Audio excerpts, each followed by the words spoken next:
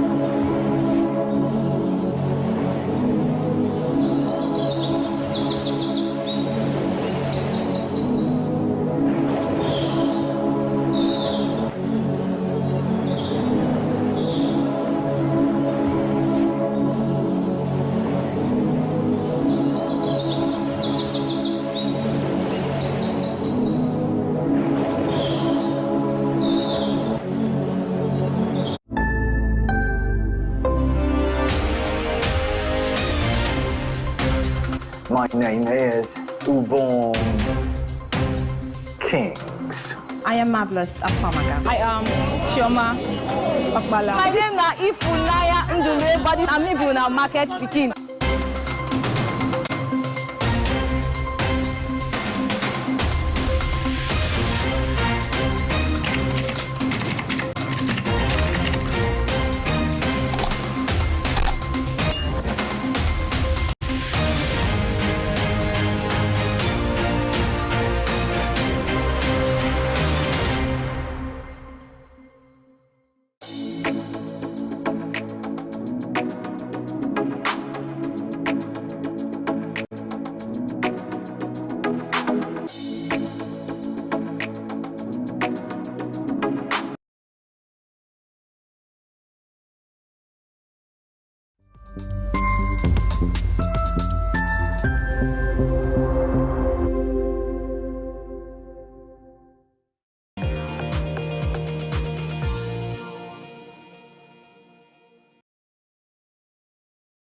Glad to have you rejoin us. I am Ubon Kings. It's still the Afia Business Morning, and you're watching right here on Afia TV. It's time to check in on commodity prices, and we would start with precious metals. Well, interestingly, it's not all upward movement for all precious metals this morning compared to what we had as far as the exchanges were concerned.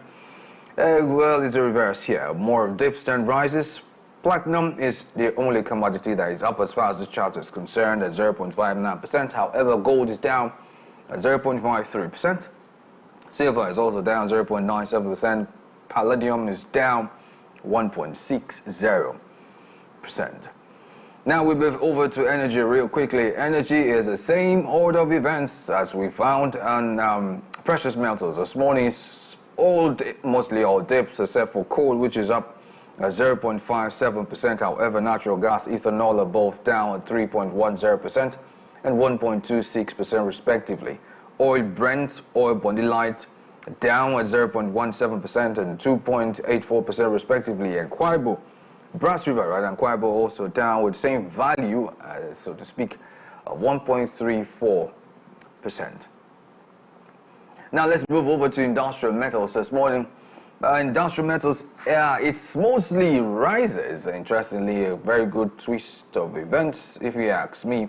Mostly rises compared to the dips. We have three commodities that are down, and those are lead, iron ore, and zinc, down at 0.64%, 0.56%, and of course at 0.45% respectively. However, aluminum is up at 1.18%, copper is up at 0.56%, nickel up 2.89%, tin is also up at 0.39%. You're still watching the Afia Business Morning. This indeed is the opening bell. You may want to follow this program, join in on the conversation on our dedicated Afia Business YouTube channel. Kindly tap into the search bar www.youtube.com/Afia Business. While you're there, don't forget to hit the like button. Remember to subscribe and turn on notifications so you get to know exactly when we put up new content on our dedicated Afia Business YouTube channel. Up next, we're going to be taking a look at the hikes in prices of food commodities in the open market, as well as the hikes in fuel prices. And on that note, I'll see you on Monday on the opening bell when the exchanges reopen for trading. And just so you know, the Afia Business Morning will be right back with Global Business. My name is Ubon Kings. Stay tuned.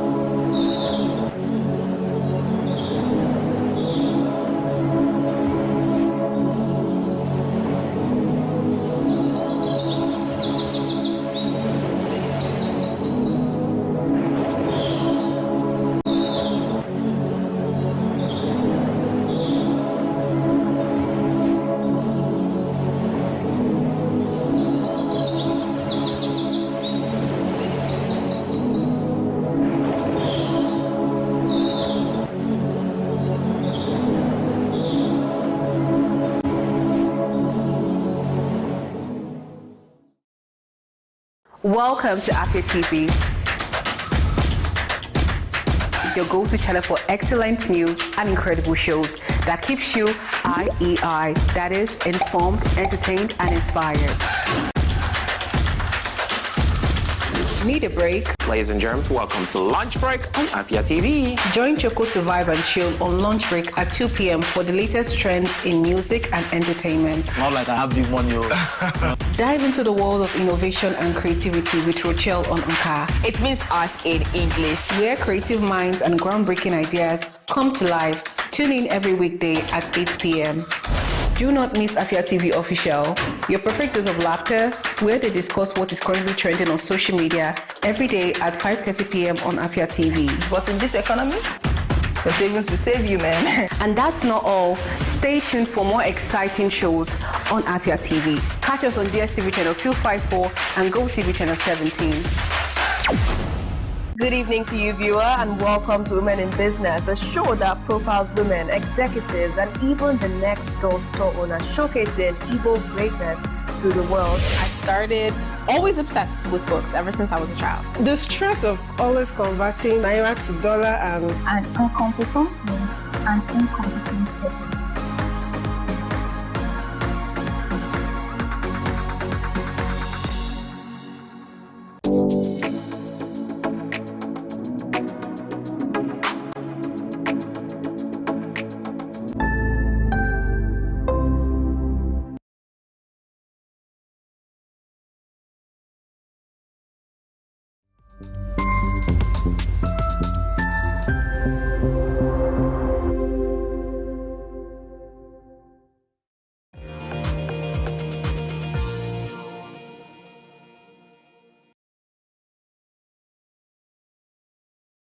Thank you for rejoining me on the Afia Business Morning. Welcome to Global Business, and here we'll be taking a look at business news stories around the continent of Africa and indeed the rest of the world. My name is Ubon Kings, and here are the headlines that we are tracking at the moment. Starting off from the African continent, where reported that Ugandan officials have been jailed for allegedly hacking 16.87 million shillings. Away from that to the Asian continent, a Busan bans power banks in overhead bins after fire. And see from Asia also, China instigates tariffs on US crude, an implication that would likely push US exports lower in 2025. We'll bring you details of these stories and more right after this time out. Stay tuned.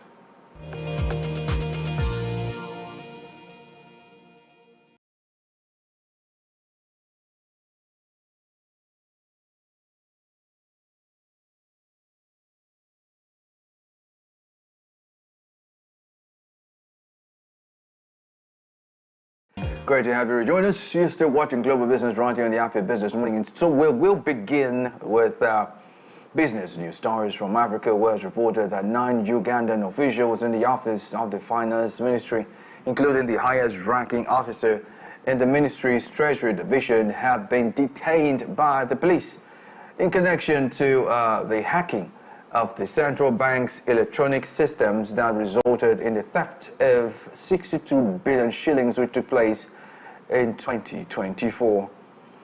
Now, the Finance Ministry stated that multiple employees who were part of the Accountant General's office were summoned and detained by the Criminal Investigations Department to facilitate the conclusion of the investigations. Meanwhile, earlier in September 2024, it was reported that Uganda suffered 2 major cyber attacks, which cost the East African country a lot of money. Now, I know we look at a number of business-related stories, some incredible and some just completely unbelievable. Now, this one, I think this is pretty much a mix of incredible and unbelievable. Something striking, actually, in this story hits me real hard, and that is in the first paragraph of the story. Let me try to paraphrase real quickly. There are 9 officials who are pretty much working in the office of the Finance Ministry, which also includes the highest ranking officer in the ministry's Treasury Division. Now, let's just wait for it, because we're getting somewhere. Because these fellows, as the story has it, have been detained by the police in connection, as it were, to the hacking of the central bank's electronic systems that resulted in the theft of 62 billion shillings, which of course took place in 2024. Now, hold on. Let me emphasize a few things. These fellows, number one, have been detained by the police. Now, how often do we get to hear this kind of things happening in Nigeria? Yeah, I'm talking specifically about top government officials who are being detained by the police and brought to book, etc., etc. I'll let you think about that. Now, the said sum of 62 billion shillings was stolen, which is an equivalent of an average of $479,876,161. And if we convert that to Naira, we're talking about nothing less than 719,814,241,486 Naira. That's the amount of money that was stolen.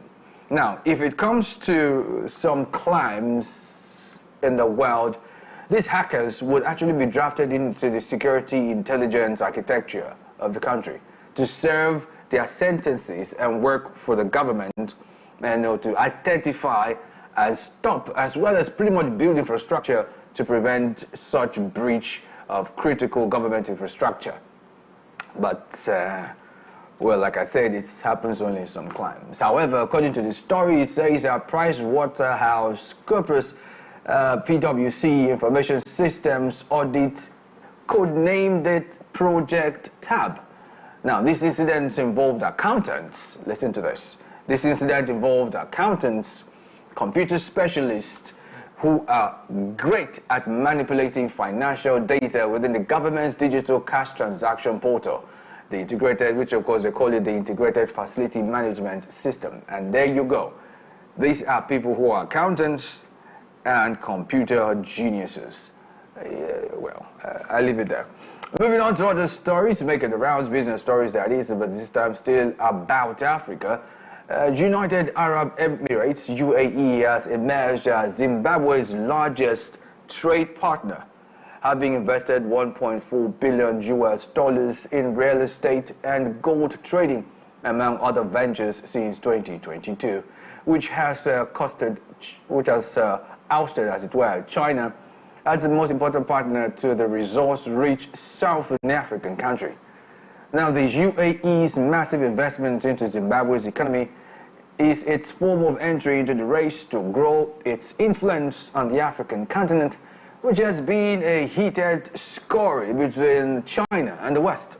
However, according to the UAE administration, the Middle Eastern country has spent $110 billion in Africa in trade, investment, renewable energy, logistics, food security, and infrastructure projects. Meanwhile, despite Zimbabwe's debt burden, which has risen to $21 billion since its default in 1999, the UAE has regularly been among the South African country's top 5 foreign direct investment sources. Now, quickly, let me start with some emphasis, yeah?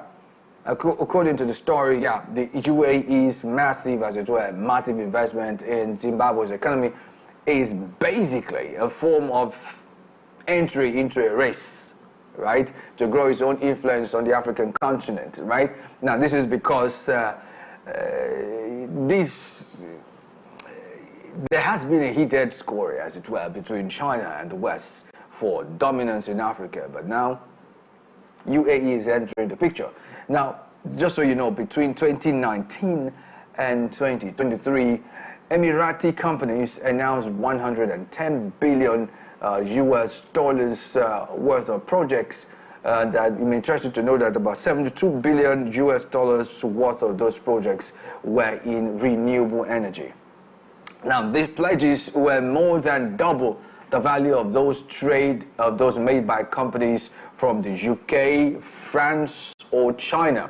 which of course pulled back eventually from big budget, big ticket infrastructure investment projects in Africa after many of their projects failed to deliver expected returns. You see where this is coming from, yeah? Now, having said that, it may interest you to know that UAE has solidified its position as a key player in Africa's economic development, emerging as the largest investor, as it were, in new projects across the continent. UAE's investment not only highlights, that is the part I need you to pay attention. Now, UAE's investment not only highlights the UAE's commitment to fostering sustainable growth, but also underscores its role in strengthening economic ties and creating opportunities in Africa. Anyway, fingers crossed, we'll leave it where it is, and hopefully we don't have a sour taste in our mouth after they do what they need to do, and then we are at the receiving end of all of that. We'll take a short break. You're still watching Global Business right here on the Afia Business Morning on Afia TV. You may want to join in on the conversation on our dedicated Afia Business YouTube channel. Kindly go to www.youtube.com/Afia Business. And while you're there, don't worry, hit the like button. Remember, you should subscribe and turn on notifications just so you get to know when we put up new content on our dedicated Afia Business YouTube channel. Up next, will be more business news stories right after this time out. Stay tuned.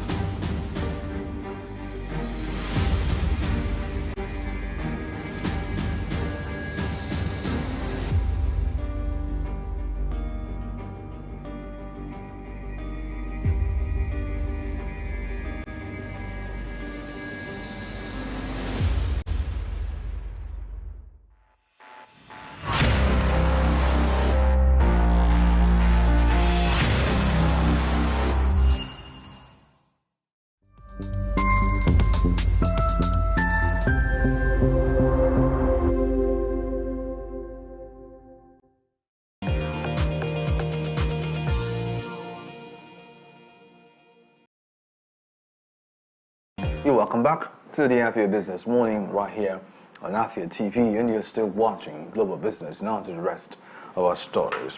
And this time we're moving to China, where it's reported that China's retaliatory tariffs on the United States may cause U.S. oil exports to decline in 2025 for the first time since the COVID-19 pandemic, after growth plateaued last year. Exports of U.S. crude have surged more than 10 times since it lifted a 40-year federal ban on the export of domestic oil in 2015, which has helped the United States become the world's third largest exporter, behind Saudi Arabia and Russia, blunting the global impact of production costs by the Organization of the Petroleum Exporting Countries and its allies. U.S. crude export growth stalled in 2024 rising just 0.6%, or about 24,000, as it were, barrel per day in 2024, to average at 3.8 million barrels per day, as U.S. companies kept a lead on shale production amid worries about global demand. Meanwhile, roughly 44% of China's crude imports from the U.S. with lighter density, lower sulfur types like West Texas Intermediate, produced in Texas, which are known as light sweet grades and could find demand from European and Indian refiners at competitive prices and could continue to be exported. Now, first of all, a few things I want to point out real quick. Only one part of this story relatively stands out for me, right? And that would be that China's reiterated tariffs on the United States may cause U.S. oil exports to decline in 2025 for the first time since the COVID-19 pandemic, after their supposed growth plateaued as of last year. Now, the question I essentially wish to ask is, it may be rhetorical if you like, is that is the U.S. ready for a head-to-head trade war with China? I'll say no. They are not even ready. Because as it stands, China is pretty much light years ahead of the U.S. Why do I say so? First, are you aware that China has DeepSeek? DeepSeek is a chatbot that completely, as it were, when it was released, nosedived the New York Stock Exchange on its release date. As a matter of fact, it was released and those stocks nosedived. It went down, completely down, completely down. That's on one hand. And are you also aware that China has an artificial sun they created? Sun, yes, sun. The sun you see outside. Exactly. They created it. Why? Because they are pretty much trying to create something that is a little more sustainable that they can manage, right? Now, that's two. Three, are you also aware that they have a new low orbit satellite that offers internet speeds of about 1,000 megabytes per second? That's approximately 100 times faster than what Elon Musk's SpaceX is offering. Are you aware? Now, I'm trying to just make a comparison between these two nations, right? To show you that there's no point going to trade war with these guys because they are prepared. Oh, I forgot to mention, the electric vehicle space, they are tops. Every part of the world is crying foul that they are not making as much progress, but China is. Now, you see where I'm going with all this argument. Let me say this again, or rather ask this again. Rhetorical, you can answer if you wish. Do you think that the U.S. is really ready for an all-out war, trade war as it were, with China? I'll let you answer that question by yourself, and we'll see how this pans out eventually, won't we? Now, finally, from the world of aerospace, it's reported that the South Korean carrier Air Busan has banned passengers from storing power banks in overhead bins after one such device was suspected to have caused a fire on board an aircraft preparing for departure to Hong Kong. Now, Air Busan has said that the ban was a preemptive measure following the blaze last week on an Airbus A321 at Gamhae International Airport in southeastern Busan that injured 7 people.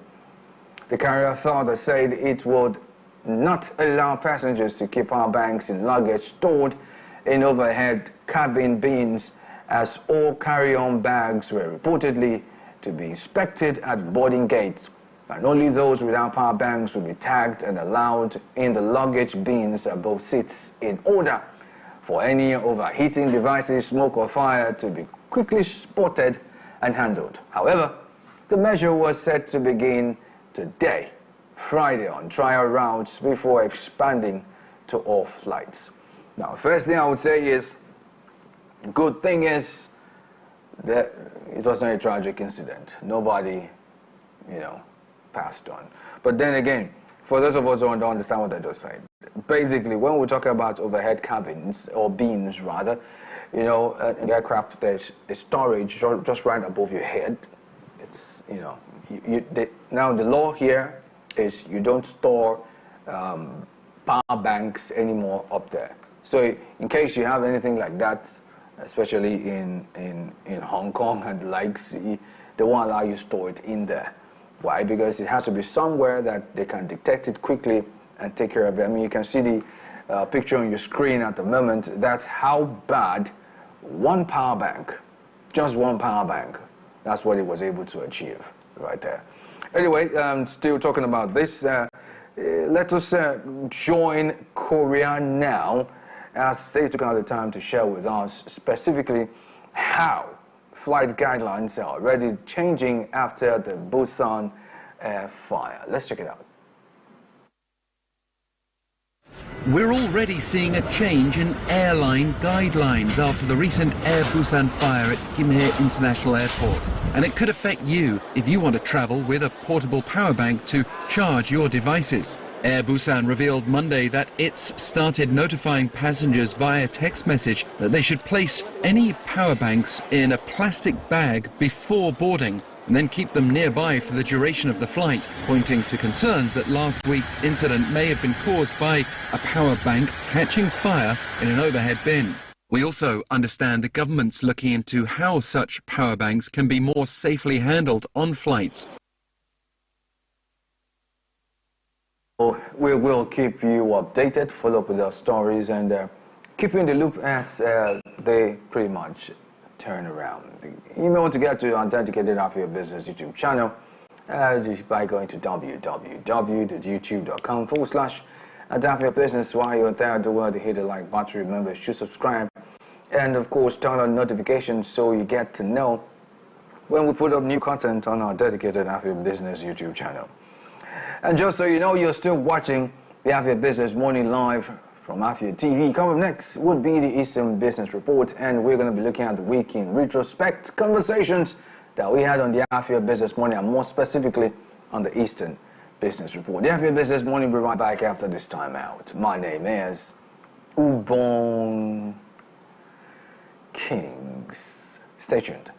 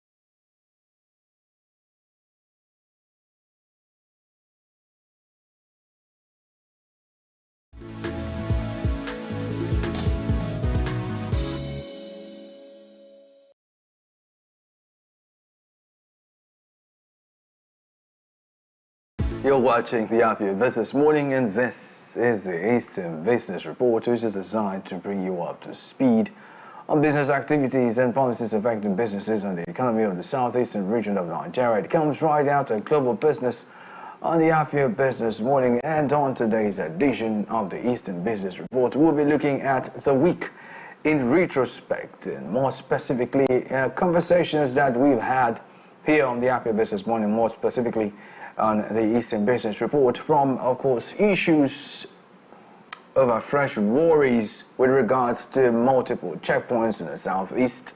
And of course, we also had conversations around Dangote Petroleum Refineries slashing ex-depot price of petrol to 890 naira per litre.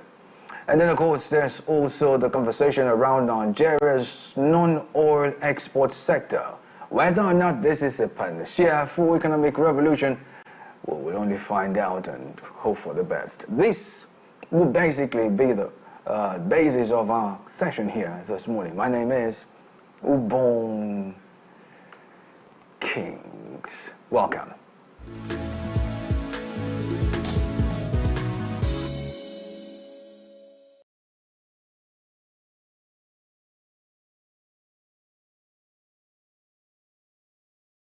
Oh yes, you're welcome back, and let's get into this real quickly. And starting off with Tuesday, I was delighted to play host to Felix Ijagalu, who is a public affairs analyst and a former candidate at the House of Reps for Udi North. And we extensively looked at these fresh worries over multiple checkpoints in the southeastern region of Nigeria. Let's see excerpts from that particular session real quick.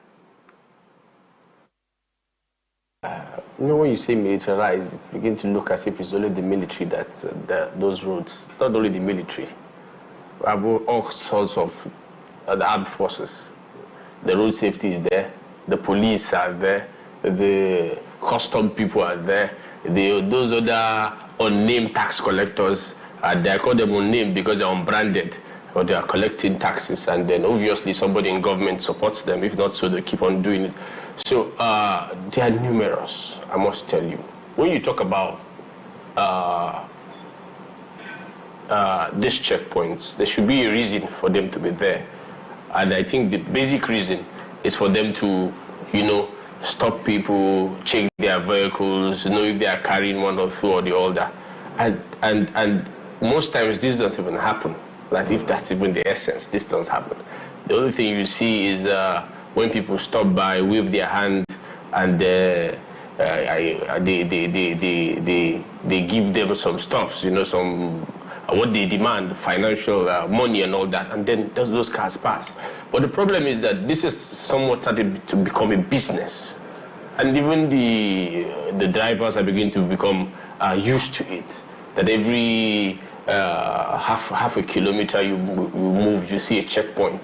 And you see another checkpoint and you just have to pay. And this is really affecting our people directly, because in production, you check all the costs put in production. Now, production is not complete until it gets to the final consumer.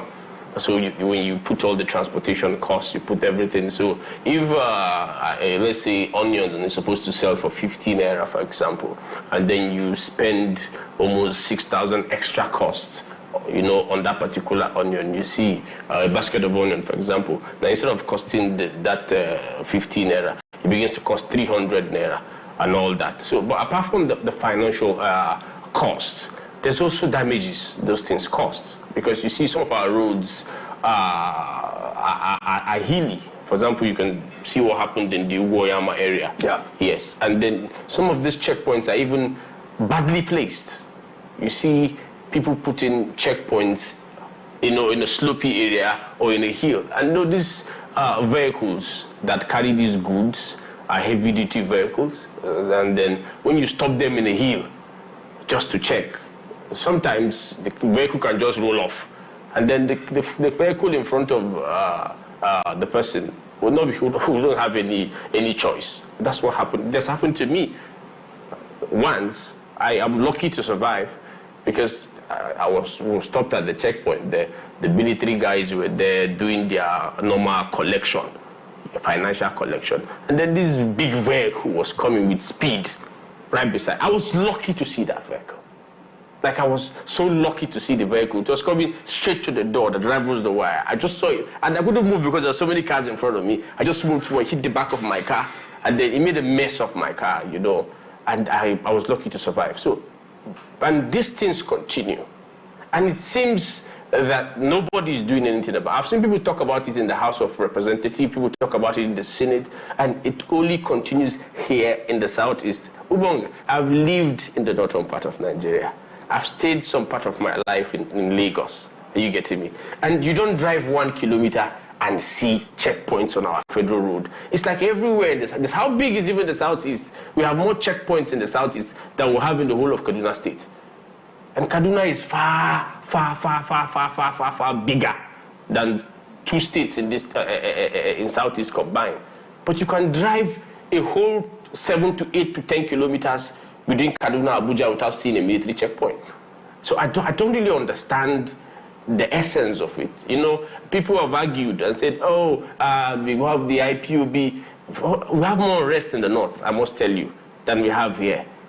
Growing as a child, there was unrest in the north. We had the Boko Haram issue. We had even the Sharia riot 1 and 2. We have the Zango Kataf riot 1992. We had several riots. The only historic thing we had there was the Biafra, and after that, nothing else. And maybe the current IPOB, which is very bloated, but not as even worrisome as what happens in the north. But we don't have these checks. And that's why you see inflation of prices in the Southeast, and people say things are expensive here. Of course, the farming power is from the north. We bring most of our food from the north. And those who plant it do not really put much, but those who transport it go through a lot of hell on the road, paying a lot of tax. Even if you're in a commercial bus and you see the number of, I don't even know what will I call it. I call it in my novel. I call it understand. Are you getting? If you feed it, because the drivers don't understand. Immediately they stop, they bring out money and they move.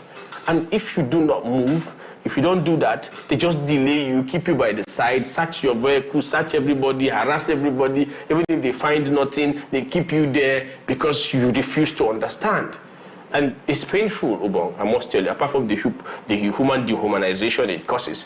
It has taken a toll on our economy, and most drivers, for example, people are not shipping to our place again. Things are cut. There was a time that onions became so scarce, tomato became so scarce, because when people consider how much it takes them to transport their goods, they better sell at their own end, and we are the receiving end. Oh well, pretty much we are the receiving end, and until something is done about this, little or nothing will change. And moving on, Wednesday, Emmanuel Chime graciously obliged us with his presence, and we focused on Dangote's petroleum refinery slashing of the ex-depot price of petrol to 890 naira per litre. And the question was, would this have a direct impact, as it were, on the pump price of fuel and by extension transportation in the Southeast? Let's see excerpts from that particular session. First, Obong, I think we need to look at it in the light of monopoly and disbanding monopoly in the business sector. Okay, and when we say that, we have to establish that competition is actually a life wire, to healthy business in any economy. Competition, all right, and so in that order, you understand that Dangote prior to now had sold earlier this year, right? Had sold at the rate of 950 naira per litre, right? And at the time, other players in the industry now saw it as, this is too much, and we can have a better offer from international community. And so they went out there to go and do importation. And by the time they were able to get it down here in Nigeria, they rightly said that the price at which they were able to import, happens to be a bit relatively cheaper than that of the locally refined products. And so, it brought about options, okay, in the industry, brought about options. And so Dangote, seeing that happening and seeing that it's now, running at par with his own product in the market. And so now seeing that you have an advantage, you have a relative advantage here. And so the relative advantage is that he's not losing anything. He's not making any importation. He's not paying any import duties, on whether he can, anytime at all reduce his own palm price. He can always do that. Everything about his business is being sourced from Nigeria. Production in Nigeria, the local material in Nigeria, and so he's not making any importation. And so before you know what is happening, he decided to now, come up with reduction policy, on the price. And so we now started seeing him saying he's now selling at the rate of 819 naira. And so everybody are now clapping for him, believing that, oh my God, this guy is doing very great. But the other way around, that is competition. And that's the beauty of business, a decentralized business, all right? And so in this context, now begin to ask, are we yet there? No, we're not there. You will remember that prior to now, perhaps last year, in some of our sessions right here, I've always been talking about we having competition, promoting competition in the industry, in the oil and gas sector. And perhaps when NNPC talked about establishing or bringing back to life that's a Port Harcourt refinery, I rightly said, okay, that's a very good one. If we can have such a thing, maybe in 10 different occasions, coming to life, to compete with that of Dangote, then you discover that this issue of we depending on a particular source will die. And you discover that competition will thrive and prices will crash down. Ubon, I will tell you equivocally, if we have like 5 other refineries in Nigeria, locally producing in Nigeria, to compete with that of Dangote, let's say in the same ratio of Dangote's capacity, in production, then you discover that, Ubon, we can sell fuel in Nigeria here at the rate of 500 naira or even below. Dangote is only manipulating us, like for instance, currently, he's making it to look before us as per he is so merciful. He's a good guy. He's trying to help us. He's trying to show us mercy. So we're now living at his own message because we don't have any other source. And perhaps what he's now doing is that he want to put these marketers, major marketers that went out there to go and import, they want to put them to a kind of a situation of quandary, whereby they start looking for how to at least recoup the capital with which they went to buy. Before they now start talking about profit. All right? And so you want to bring them to their knees using pricing index. He wants to force them to buy his own product whether they like it or they don't like it. Nobody knew that Enugu will receive this kind of uplift when it comes to development and infrastructural wise and the innovations, right? Nobody knew. But we have now a leader who is now seated today and who is bringing in new ideas, who is bringing in a lot of things. And if we can have such a thing here today, then we can have that in that industry, whereby, a leader will come forward, make some policies, and make sure that that policy is being monitored, ensure that there are no hands, that are hidden behind camera, that are holding the policies from being active, and ensuring that these policies are being active and the right people are weighing into the policies and they're using it to better the economy. Once we start having such a thing, then a lot of things will become very okay in that system. Oh well, fingers crossed, and we'll see whether or not the playing field for oil exploration, just like Dangote has benefited from, will be opened and expanded to other players to come into the industry. We'll take a short break, and when we come back, we'll be seeing all the conversations that we've had in the course of the week. Please stay.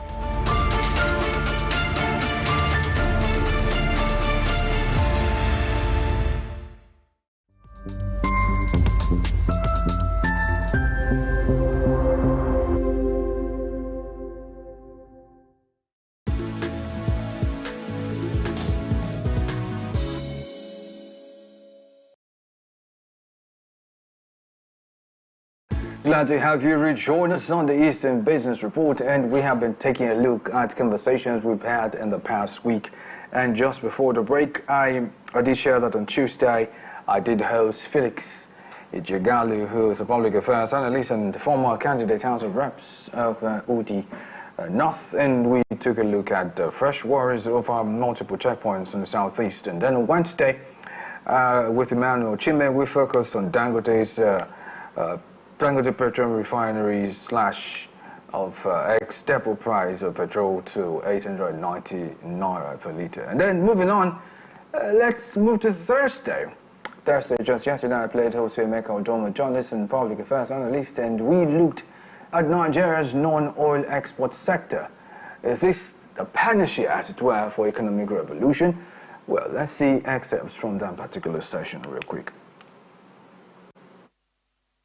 From a general perspective, we are in Nigeria here, and over time, what has dominated our narrative is the need to increase non-oil exports in Nigeria, because over time we have relied so much on oil exports, and there's a whole lot to tap in the non-oil exports. And so if that is what has dominated our narrative, then it becomes very clear to everyone, even without the necessary statistics, that our non-oil exports is nowhere close to the oil exports. It's not as if on the oil side that we are doing fantastically well in Nigeria. Let me borrow from Nigerian slang. It's not as if we are doing too well there. However, even the little we are doing, it by far surpasses the non-oil exports. So there's every need to increase the non-oil exports. Now, because we have. Okay, go on. We have what it takes, whether in the area of solid minerals, whether in the area of agricultural produce, whether in the area of even human resources. You see, God has blessed this country so much with our great population, the level of enlightenment we have attained over the years. There's no reason why, if you look at some of the neighboring countries, Nigeria should be the ones, running things in these neighboring countries, be in the educational sector, be in the tech sector, be in the tourism sector. Nigerian professionals Nigeria should be able to, supply neighboring African countries, especially within the sub-region. The human resources that should be able to, that can drive development in these other countries. But unfortunately, I'm not aware how much that is being achieved. Unfortunately, this is the case. It is what it is. These are very pathetic, narratives to recall. I can also tell you that when I was growing up, my own story is not different from yours. There were a lot of things Nigeria were producing at that time. Today, you ask yourself, where are those things? The best you could have is when you probably drive past some of these places, you see relics of what used to be, factories that produce agricultural products. Let me give you, for instance, in the old Imo state, before the state was balkanized into Abia and some parts of Ebonyi state now, there used to be a company called Adapam. Adapam was a company, they had a branch in Mbause, in Eastern North. They had a branch in Mbise. They had a branch in Ohaji, local governments in. Now they were producing palm oil. They had plantations, But today, what can you really say about these places? They are just relics. Even if at all, even anything about them is still remaining. And yet, palm oil is one particular produce that Nigeria could have actually used to establish itself at the international level, in the international agricultural level. I don't share in that opinion. Crude oil is a natural resource that God deposited in this country. God does not make mistakes, so it cannot be a mistake, and it can never be a cause. Crude oil is a blessing, but where the problem is that we refuse, and we deliberately refuse to, put in place a conscious, progressive plan to expand the crude oil production and use the proceeds from there to develop other areas. That is where we missed it, and it now looks as if the crude oil diverted our attention, and we could not even in the crude oil, it's not as if we are doing so well in that area. So the thing is, Nigeria is a blessed country. I wouldn't say it's a funny country. Yes, you made reference to, Malaysia. It's a very popular story that came here and took a sample of the, palm fruit, took it to their country, and today, a couple of years back, I had the privilege of visiting a private farm, a private oil plantation farm somewhere in Edo State, and I saw how one of the instruments they were using to harvest the palm fruits, called Malaysian knife. They could stand on the ground, use it, and cut a palm fruit. And I was asking, how did they come to this point? They said, that these things were developed in Malaysia. So how did Malaysia now end up developing instruments that we use here? Because they came here, studied everything about the palm fruit, went back, developed technologies, planted it in their own soil, and today they are one of the world major producers of palm oil. And the country that they borrowed or they came to understudy is nowhere. And to the extent that, sometimes we'll buy some of these products from them as well. So that tells you that is a summary of the Nigerian story. Oh, well, he says it's a summary of the Nigerian story. Sad reality it is, but then that's what it is. And, well, you may want to be part of the conversations and get to our dedicated Afia Business YouTube channel at www.youtube.com/Afia Business. While you're there, don't worry, hit the like button and subscribe. Remember, turn on notifications. It's split right there on your screen right there. And so you get notifications on each time we put up new content on the page. So quickly, I want to say, on that note, I dare say that this was the size of the package today on the Eastern Business Report. I want to thank you profusely for your time, and I'll see you next week. Coming up after this timeout is Afia. My name is Ubon Kings. Good morning.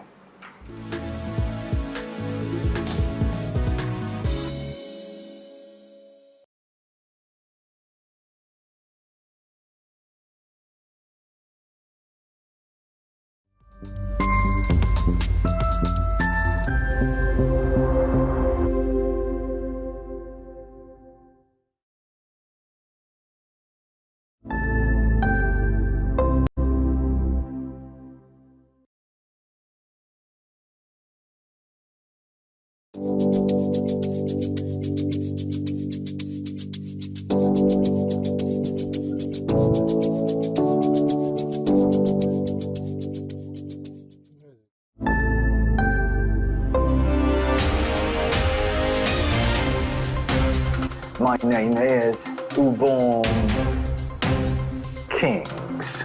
I am Marvelous Akwamaga. I am Chioma Akbala. My name is Ifunaya Ndule, but I'm living in a market speaking.